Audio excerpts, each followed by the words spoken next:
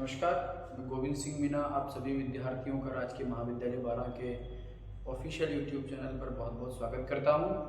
हमारी भारत के भूगोल की सीरीज़ में हम भौतिक विभागों की श्रृंखला को देख रहे हैं और हमने पिछले वीडियो में प्रायद्वीपीय भारत प्रायद्वीपीय पठार की जो भौतिक विभाग वाली सीरीज है उसको शुरू किया है। हमने थोड़ा बहुत इसका इंट्रोडक्शन देखा है और हमने इंट्रोडक्शन देख करके और पश्चिमी घाट पर्वत की बात करी है।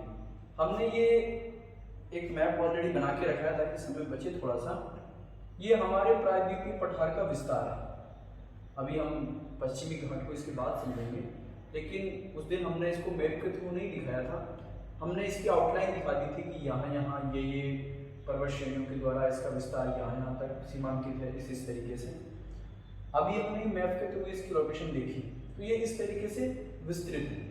इसके अलावा हमने ये भी देखा था कि मेघालय में भी इसका एक हिस्सा गारो खासी जयंतिया हिल्स के रूप में हिमालय वाले रीजन में भी इसका एक भाग है, जिसे हम मेघालय के पठार के रूप में भी पढ़ते हैं।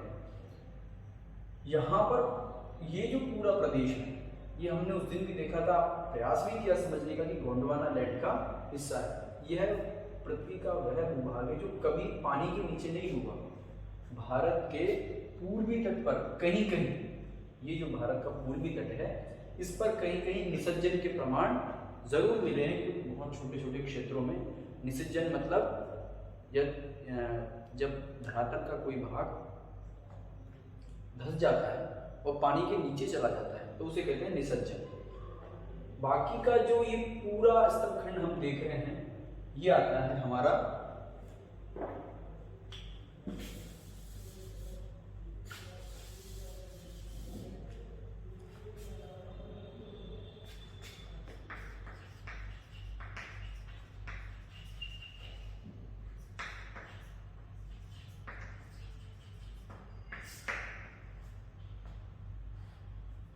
ये पूरा की पूरा हमारा गोंडवाना लैंड का भाग है और कभी भी पानी के नीचे नहीं डूबा है।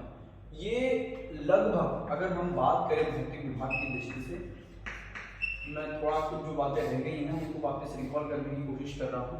ये लगभग 16 लाख किलोमीटर स्क्वायर में फैला हुआ भूभाग है और ये भारत का सर्वाधिक बड़ा भूभाग है, भौतिक विभाग है। हमारे हमने देखे 4 मुख्य भौतिक विभाग हैं, उनमें सबसे बड़ा अगर कोई भौतिक विभाग है, सबसे विस्तृत है, तो ये लगभग 16 लाख किलोमीटर स्क्वायर क्षेत्र पर ये फैला हुआ है। अब इसका विस्तार हमने उस दिन भी देखा था। पश्चिम में पश्चिमी घाट, यहाँ पर अनवरत एक श्रृंखला है, हमने देखिए यहाँ से लेकर के थोड़ा हमने ऊपर से बनाया है,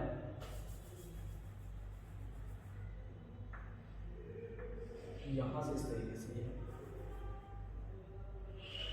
लेकिन यहाँ राजमहल, यहाँ पर जो है अरावली की पहाड़ियां भी, तो आप लोगों को समझाने के हिसाब से मैं इसको बाद में डिनोट करना चाह रहा था। यहाँ से जो पहाड़ियों की क्रम है इसकी पश्चिमी सीमा पश्चिमी घाट बनाते हैं, जो पूर्वी सीमा है वो हमने देखा था पूर्वी घाट बना रहे हैं।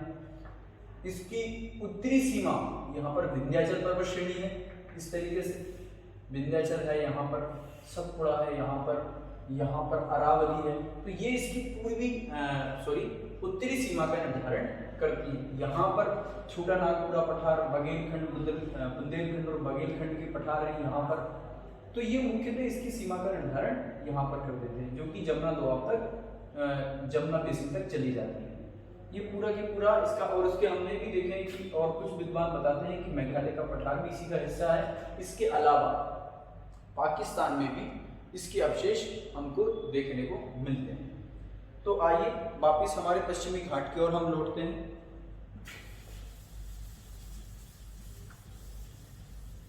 हमने थोड़ा बहुत देखा था इसके बारे में कि पश्चिमी घाट कितना लंबा है।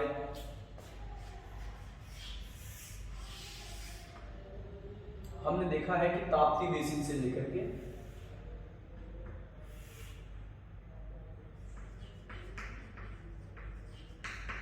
विंध्याचल, इसके बीच में से नर्मदा नदी बह रही है, यह है सतपुड़ा, और सतपुड़ा के नीचे से बिल्कुल बगल में से ताप्ती नदी बह रही है।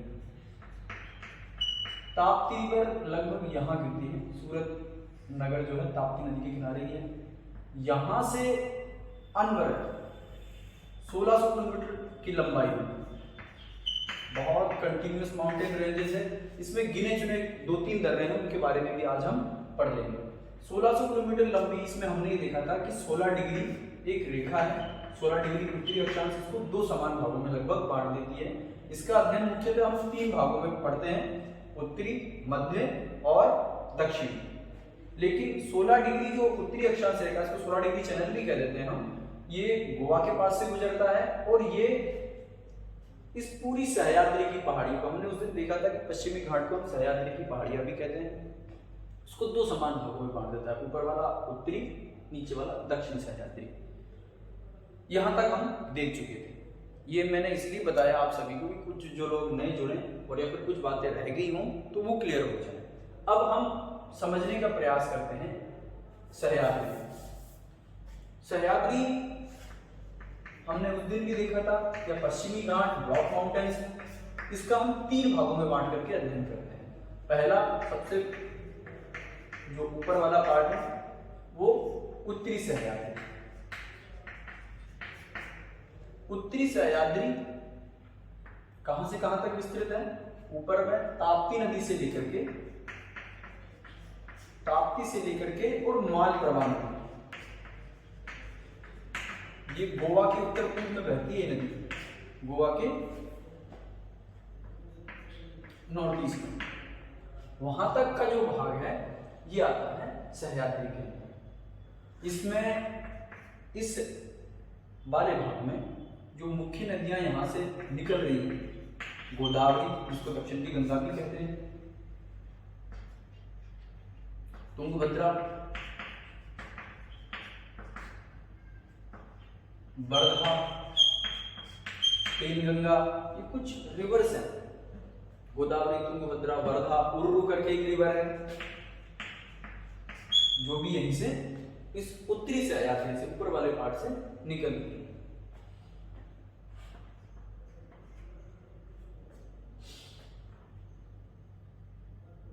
यहां पर एक बात बहुत महत्वपूर्ण है उत्तरी सह्याद्री में, कि उत्तरी सह्याद्री वाला जो भाग है वो बहुत ऊंचा नहीं है कंपैरेटिवली इसके निचले भागों की अपेक्षा। हम सह्याद्री का जब अध्ययन करते हैं तो जब यहां से यहां की ओर चलते हैं, तो दक्षिण से, मतलब ऊपर वाले हिस्से से नीचे वाले हिस्से की ओर जब हम चल रहे हैं, दक्षिण की ओर जब हम बढ़ते जा रहे हैं, तो इसकी ऊंचाई बढ़ती चली जाएगी और हम देखेंगे कि सर्वाधिक जो ऊंची चोटियां हैं वो दक्षिणी सह्याद्री में ही हमको देखने को मिलेगी। गोदावरी, तुंगभद्रा, वर्धा, उर्रू, ये कुछ प्रमुख नदियां जो उत्तरी सह्याद्री से निकलती हैं। दूसरा है हमारा मध्य सह्याद्री। इसमें एक बहुत इंपॉर्टेंट चीज रह गई है जो मैं अभी बता देता हूँ। उत्तरी सह्याद्री में, उत्तरी सह्याद्री में 2 दर्रे बहुत महत्वपूर्ण है, अक्सर पूछे जाते हैं, हर प्रोस्पेक्ट से हमारे लिए महत्वपूर्ण है, थाल घाट और भोर घाट। ये 2 महत्वपूर्ण दर्रे हैं। थाल घाट मुंबई से कोलकाता जाने के लिए मार्ग होता है,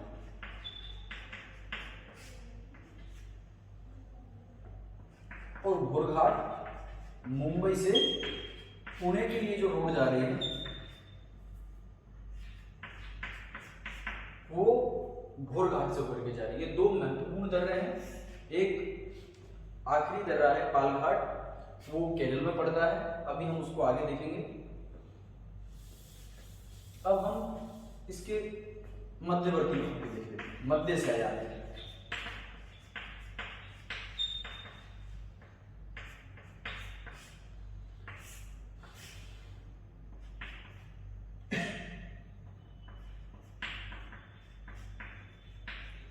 मालप्रभा से लेकर के और पालघाट दर्रे तक, मालप्रभा नदी से पालघाट दर्रे तक जो विस्तार है वो है हमारे मध्य सह्याद्री का। ये सह्याद्री का सबसे लंबा पार्ट है, लगभग 600 किलोमीटर की हाइट डिस्टेंस में ये फैला हुआ है। एक चीज और उत्तरी सह्याद्री में जो थोड़ी सी रह गई है वो मैं बता देता हूँ। इस भाग की, उत्तरी सह्याद्री की जो सबसे ऊंची चोटी है उत्तरी सह्याद्री की सबसे ऊंची चोटी हमने उस दिन भी बताई थी आपको, कलसुई। इसके अलावा कलसुई लगभग 1800 मीटर के आसपास, 1826 मीटर के आसपास इसकी हाइट है। एक्चुअल इसका डेटा मुझे पता नहीं है, लेकिन कलसुई सबसे ऊंची चोटी इसकी मानी जाती है। इसके अलावा यहाँ पर सिलहट को सिलहट भी कह लेते हैं, सिलहट भी अलग अलग नाम इसके मिल जाते हैं। और तीसरी है महाबलेश्वर। ये कुछ ऊंची चोटियां हैं जो कहाँ पड़ती है, हमारे उत्तरी सह्याद्री में। मध्य सह्याद्री, इसके बारे में हम देख ही चुके हैं। मालप्रभा नदी से लेकर के पालघाट तक ये सबसे लंबा भाग सह्याद्री का है। और इसकी सबसे बड़ी बात यह है इस पूरे पश्चिमी घाट की, इसमें कुछ गिने चुने दर्रों के अलावा, 2-3 जो दर्रे हैं, इनके अलावा इसको सीधा पार करने का कोई सिस्टम नहीं है। ये बहुत कंटिन्यूअस माउंटेन रेंज है। तीसरा है हमारा दक्षिणी सह्याद्री।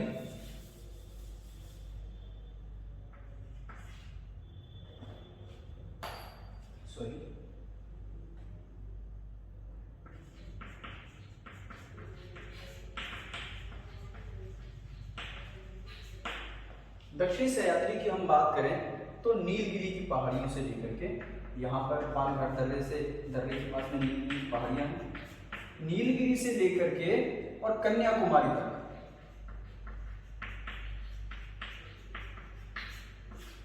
ये तीसरा पार्ट है जिसको हम दक्षिणी सह्याद्री कहते हैं। कहां से कहां तक है, नीलगिरी की पहाड़ियों से लेकर के कन्याकुमारी। इसके साथ साथ एक और पर्वत श्रेणी चलती है इसी दक्षिणी सह्याद्री के साथ साथ, इसके समानांतर,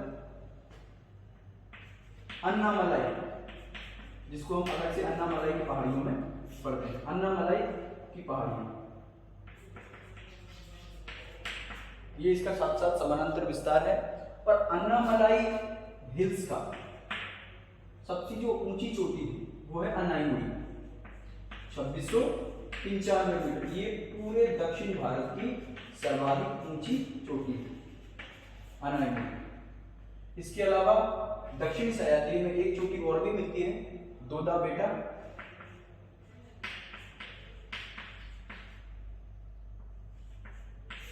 जिसकी हाइट 2648 मीटर के आसपास है। तो ये अनाईमुड़ी किस श्रेणी में, पश्चिमी घाट की अन्नामलाई श्रेणी में, और दक्षिणी भारत की सबसे ऊंची चोटी मानी जाती है। दूसरी दोदा बेटा जो इसी के लगभग समकक्ष है लेकिन दूसरे नंबर पर है। ये आप थोड़ा सा ध्यान रखें इस चीज को। यहाँ पर नीलगिरी के पास में ही कार्डोमो हिल्स, इलायची की पहाड़ियां भी यहीं पर है।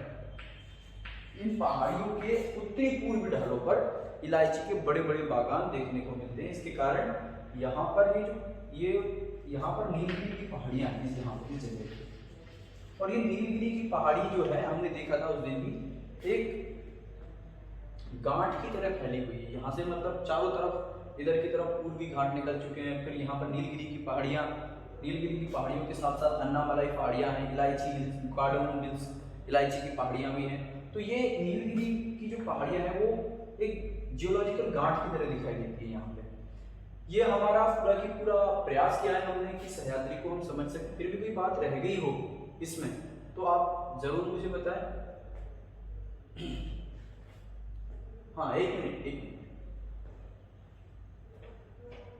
हाँ, तो आप देखो ना दिक्कत क्या है। हाँ,